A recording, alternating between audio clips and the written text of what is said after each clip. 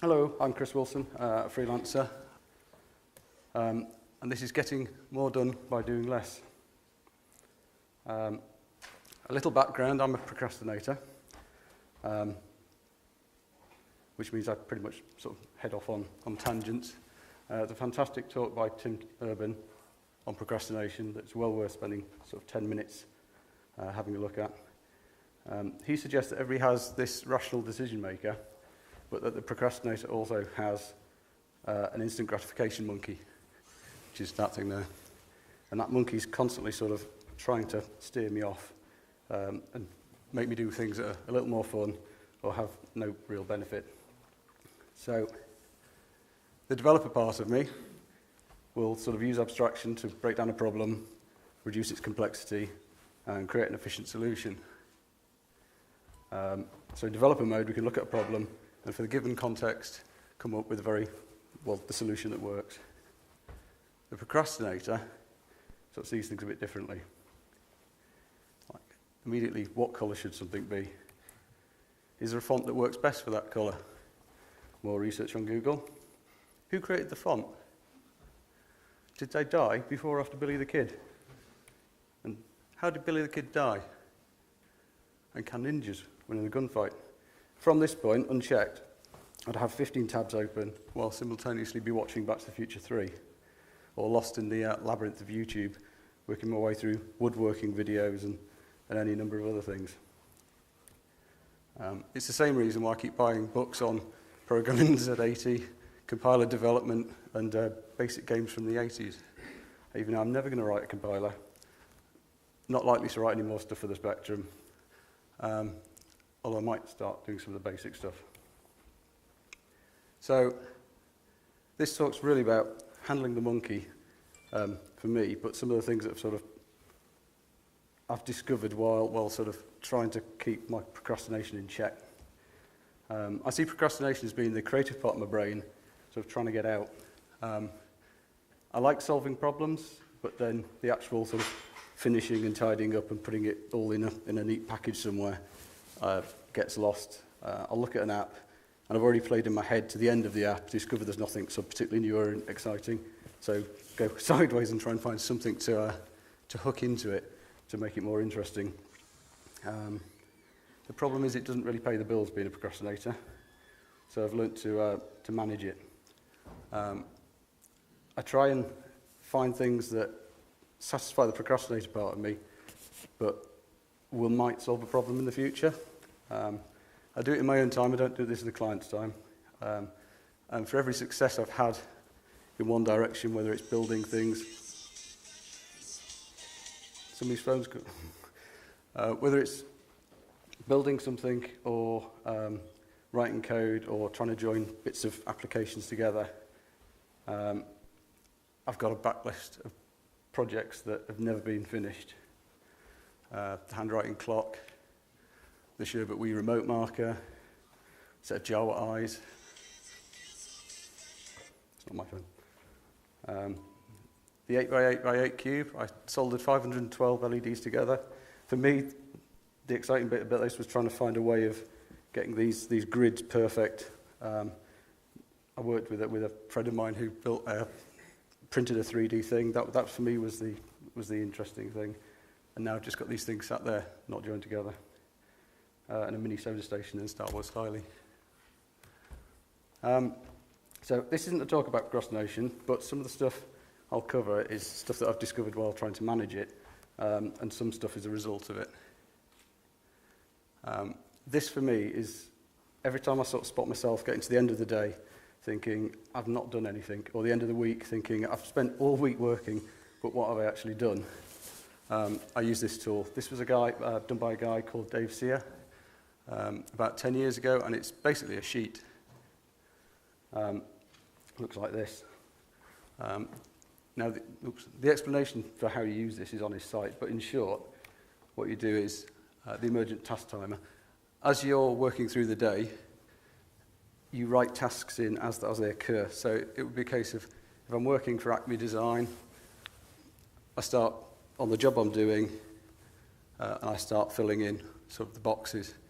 On this date, The first thing I did was something I shouldn't have been doing, was answer the email and the telephone. So the first 15 minutes, half an hour, sorry, were filled in doing that.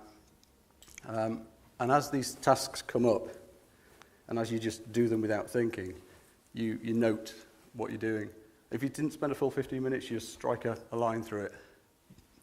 But what you notice is at the end of the day, that even though you've worked solidly throughout, and you felt like you've been giving it your all, you've not necessarily been on track. So when you actually look back at it, you can see you've only actually done 1, 2, 3, 4, 5, about 6 hours work in what is effectively a period of 12 hours, not including the family time. Now this for me, I did find myself as I was filling these in, even though this is for me, sort of cheating occasionally, which you sort of say, who am I trying to fool? So I now fill these in when I do them religiously. I don't do them all the time. I do them when I spot I'm having sort of problems getting something finished. But the thing is, I can.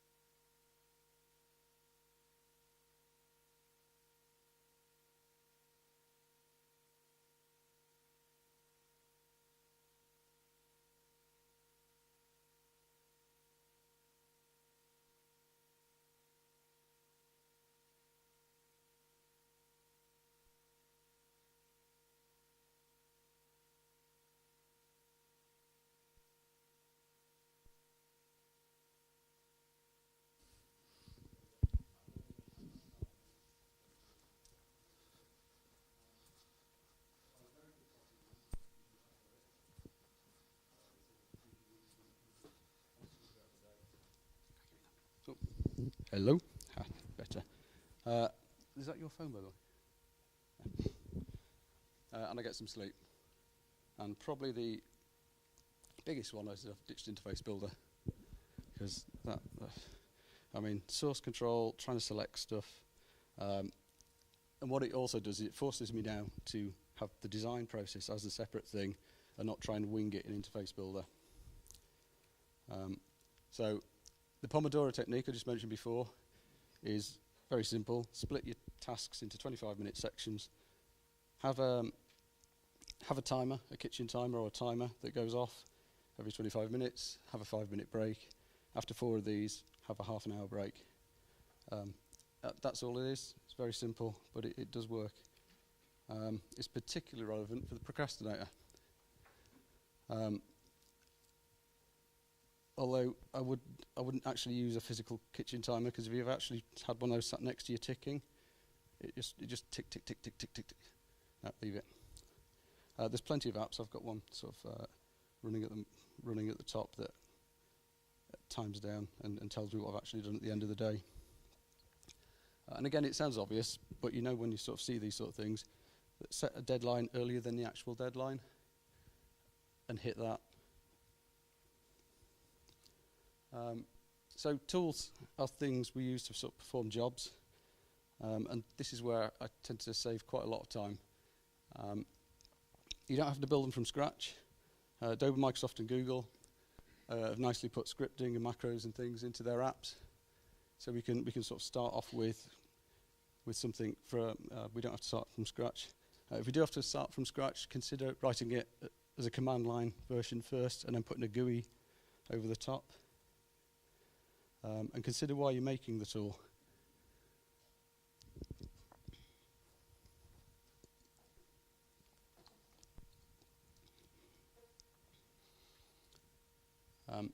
when I'm considering writing a tool, it's basically three things. Does it save time? Saving time saves money. Does it make someone's life easier? That could be mine or a client's. And does it teach me something? It may be none of the first two, but by doing the third one, I gain some new skills that sort of propel me forward. And before you build a tool, have a look at what's already there. You know, the App Store and GitHub are fantastic. There's loads of stuff. Somebody's already probably written it. Things like Preview. If you look at Preview, it does a ton of stuff that you probably didn't realise.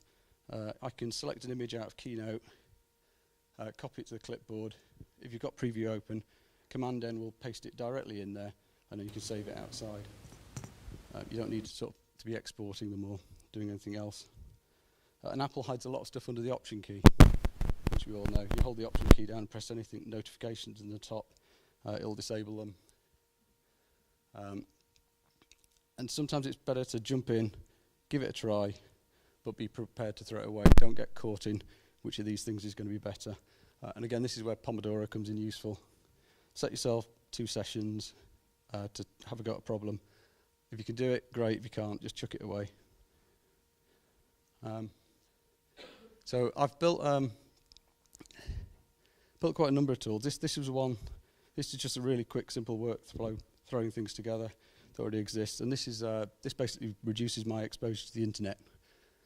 Sandboxing. I did try disabling my internet for certain sites, but I just sat across and worked on another computer, and then went down to the television and switched on YouTube on there. So the easiest thing is to just limit your exposure to the places you shouldn't be.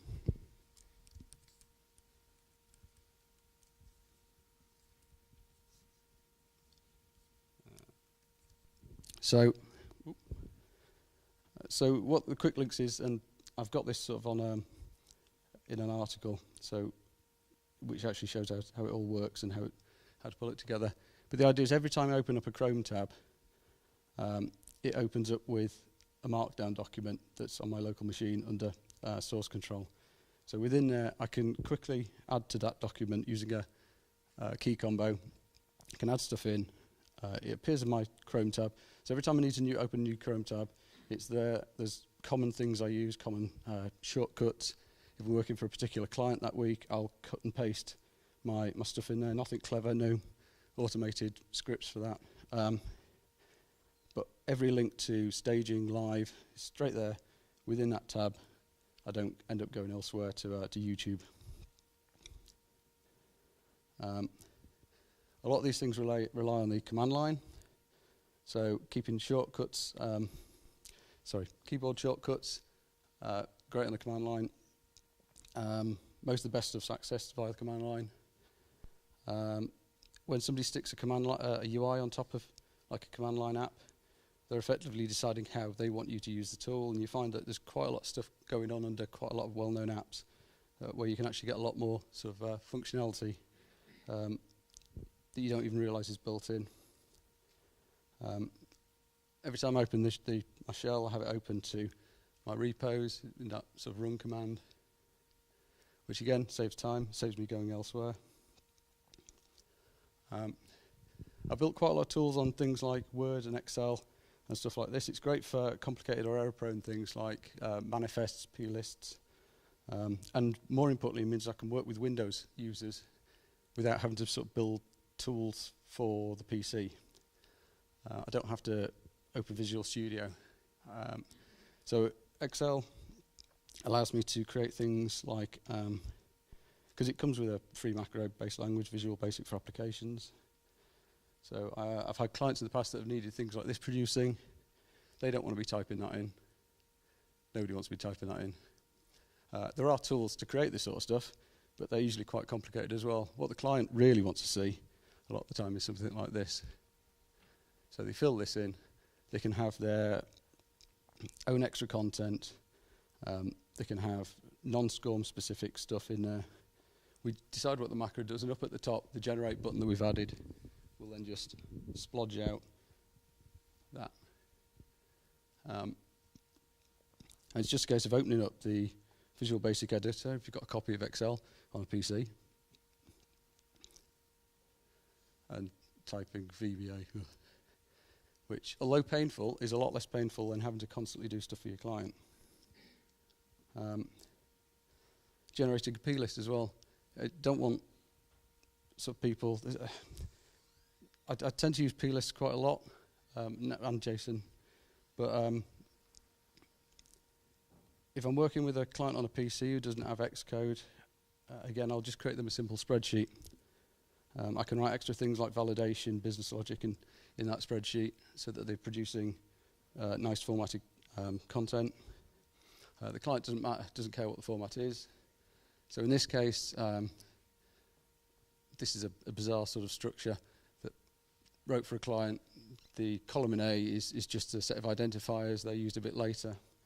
And this is all the content they fill in. They specify the image names, backgrounds, etc., what they want the app to do, which generates this much nicer plist. I've lost an image. Oh, it's later. If you've not got Excel or you don't want to use it, Google Docs does the same thing. You can generate macros, again, using their language, and produce, in this case, XML, which was used to be used to populate the Red Issue magazine. Nice thing about Google Docs is I was actually able to let the client use it online. I could go in and change the content as well. The spreadsheet doesn't scale well, but it's great for small projects and catalog type stuff. Where those sort of techniques come in quite really sort of useful is when you sort of then combine it with something like UI sharing enabled. So iTunes, whether on the Mac or the PC, as we all know, if you set that flag true, or yes, lets you be able to drag files in and out of the app's documents directory. So it's a flat file structure, or I use it as a flat file structure. But the client can now populate the directory by dragging things in, give them a few naming conventions just to make the life a bit easier. And we can now do things, even though I don't use Interface Builder. This is an old one. These are templates I created that reference those previous templates. So they can now create that plist using Excel, drag the plist into the documents folder, which determines what the app's going to do and the structure of it. They can also drag the content in. When they're happy that those folders are right, because I don't need to keep doing builds, it just runs. And when they're happy, they basically take that content, zip it up, send it to me, and I would, for this particular project, I would just zip it up into the bundle, and the production distribution build would then pull from the bundle, not from the documents folder. So this structure would then sort of turn into this. It's just literally using the references to work out which board to sort of pop up and populate. But the nice thing with this is I then don't have to play with the content. Postman's another fantastic app when you're working with APIs. I tend to use this. Well, it's the first thing I'm doing when I'm working with somebody. This is, again, more for the freelancer. If I'm working with somebody's API, I try and get either them to produce it for me or I produce myself a set of Postman scripts, a Postman collection, and make sure before I do any building on the actual app, it works here. Because if it doesn't work here, it's not going to work anywhere. You can have them send them via email if you want. You can drop them in, add them all in, headers, etc. It just, again, saves time.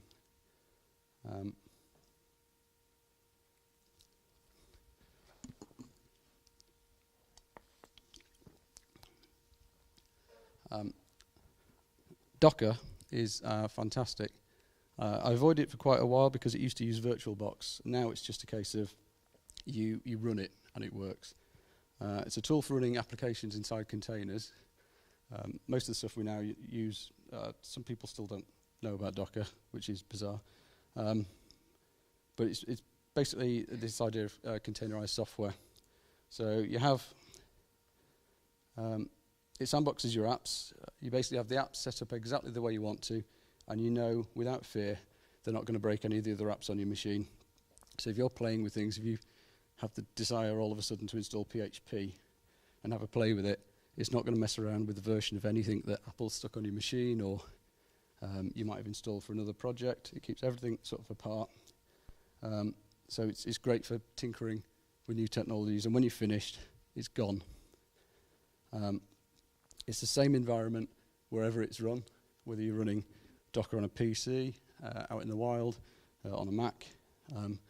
The image that spawns a container, the container that you have will run, apart from any parameters you put inside it, exactly the same.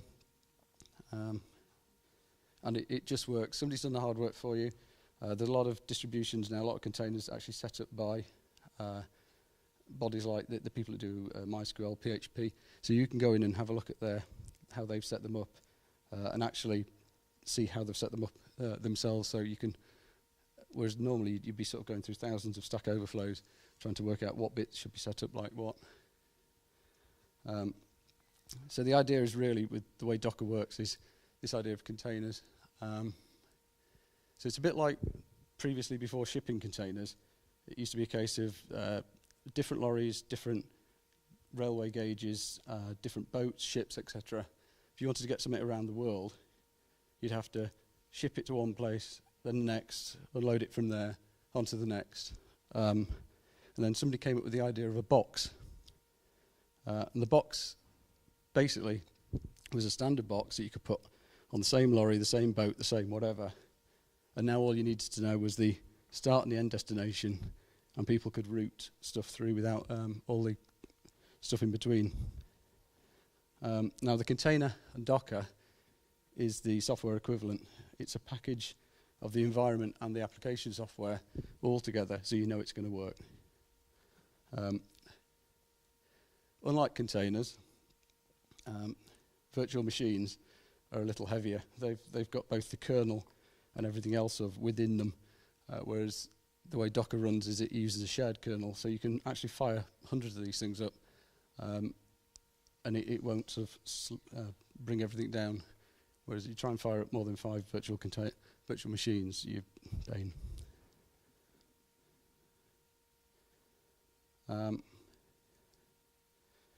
You can download the app at store.docker.com. You install the app. It gives you a little whale in the top line and a command line, command line control called Docker that you can then use. You can then head over and find some containers to run, and it really is just Docker run and the name of the container, and it pretty much will run sort of straight off. And like I said, here's the MySQL one. And you can look into a particular container and see how. So this is what you'd normally have to do to set that up on, say, an Ubuntu machine, or in this case, running Debian. But you don't have to do any of this. You just run the container, and you can add on top of these containers. So once you've got this down, you can pull in this container, and then add your specific bit of code on top, and it will create that as a difference that you can then run that later version. It runs everything sort of in a layered fashion. Images are the blueprints for Docker. So those are the things on the thing before, hub.docker.com. That's the thing you pull down. You run that, and that then creates an instance, which is a container. And you can run, like I said, you could just keep run in detached mode, and you can have hundreds of these things running at the same time. So if you've downloaded the app, running Docker run hello world will bring it all down. If you don't already have it, it will install it. It will bring the image down and then create an image from the container. If you've already run it before, the image is already there. It will run offline. So this one will run. The IT is saying run it in terminal mode, interactive, and run the bash command. So this will give me basically a bash container, an Ubuntu container running the bash shell. So then I can go into that and do whatever I would do elsewhere. Now what this will, when I finish this container though, it will just sort of disappear. If I stop it, it all goes. So what you can also do is pass a -v flag amount a local file path as a path within your container. So anything you do within the container is automatically sort of saved to your local file path, which is fantastic if you want to, I don't know, you might have an image set up to scrape loads of images or scrape stuff off the interweb, and you want them delivered onto your local system, or to process a load of data. You run the container, pop into it, or just set it off running whatever it is that you want running. It runs, files on the thing, the container disappears, but you've now got the files actually on your system. So it's great for playing with stuff. And then leaving your machine in a sane state at the end. I use Bitbucket because it's free. I also use GitHub. But Bitbucket pipelines, if you've not played with continuous integration, is set up now pretty much. You get so many minutes of sort of free play a month. And it's really just a case of clicking the button. And what this will do, you specify what you want to happen in your pipelines file. So this is what I'm playing with. And this is pulling down an image, which is, again, it's another Docker container, a Docker image. And this is my Docker image that generates a static file using a static website using Hugo. So first thing it does, use that, and then it goes through, sets up some git config, runs Hugo, adds the public folder, sticks it in, sticks it back into the repo using the skip CI so it doesn't keep tripping it off and going round and round and round, and then uses git FTP to push any changes to that repo back up to an actual website. The nice thing with Bitbucket is you've got environment variables that are secure, so I can put my username and password in and it will send it all up to that. So, and this is sort of free at the moment. I don't know whether they're going to start charging. It builds, runs. It works with my local branch structure. It uses the Docker containers, so I get that for free. Encrypted environment variables. It's extensible via bash scripting, which is, again, nice. A simple push to the repo kicks it all off, but like I said, you can pass in parameters to skip. So if your actual process pushes stuff to the repo, it will avoid that sort of infinite loop. You can use any container image you want. When it runs, the Bitbuckets thing, it will actually pull the repo's code into that image. So that's why I didn't have to do that myself. And I've been using it recently with Hugo, which is me trying to avoid WordPress. Now, static site generation is something I've wanted to sort of move to for a while. I'm constantly getting emails from WordPress telling me I've been updated. But more importantly, WordPress is now, it's more managing WordPress than actually writing content. I've got tons of content I've written that just isn't anywhere. It's in Markdown documents all across my PC. Whereas now I have a nice folder structure, and it's something I can manage from my phone using Working Copy. So I can actually go into Working Copy now, which is Git management on your phone or iPad, type in Markdown, and when I push it and submit it, it fires up through Bitbucket and generates that static site. It's not doing the live site at the moment.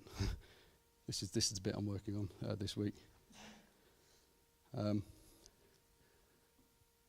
If you want to play with the Hugo installation I've got at the moment, I don't think it's the latest one.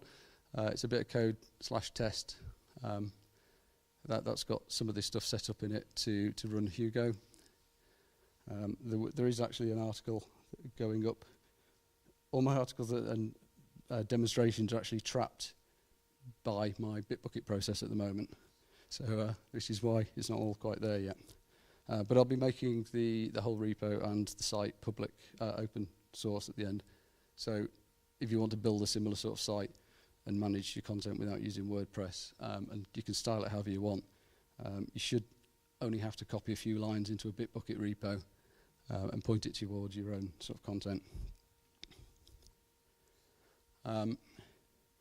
Not got much time left, so I'll quickly skip through. I've got some stuff on again on my site talking about using things like Photoshop for more than just images. I've used it in the past for generating height maps, arrays, pixel perfect detection. This is stuff I used to do in Cocos 2D using Photoshop and Python in the raw format.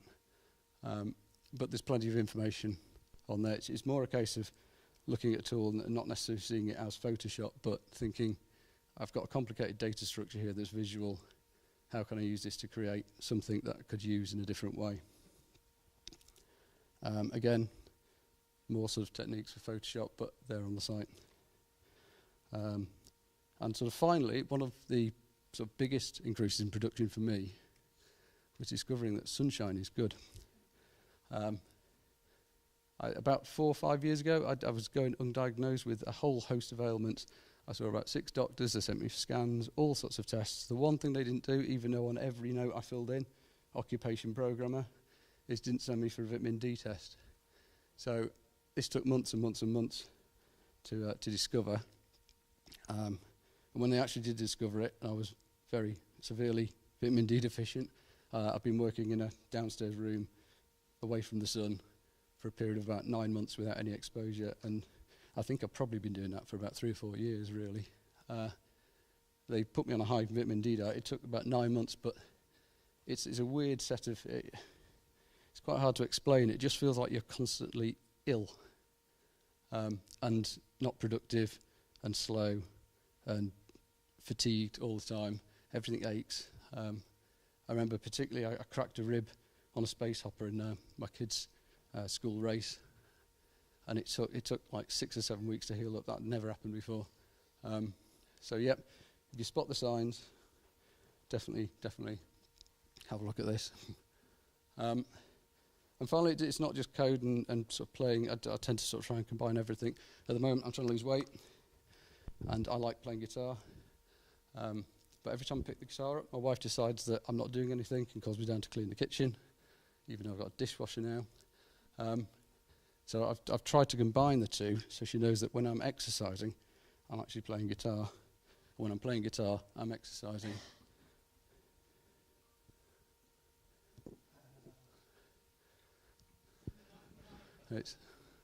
Fortunately, you can't hear it. And it's both improving my stage presence, because I'm learning to play while moving. But it was I can't stand standing on that thing without it's just dull. And again, playing the guitar, every time I pick it up, I've got to go downstairs. Whereas now, yay, for the win. So I'm Bet Code. You find me at NS Manchester a lot of the time, first Monday in every month in the Northern Quarter, and then in the Abel Hayward, which is the pub we go to afterwards. And I'll be putting all the content up within the next, let's say, 9 days. No, that's too much. 7. So now I've got a deadline. It should be up a bit sooner, but I won't promise that. And that's me. Thank you.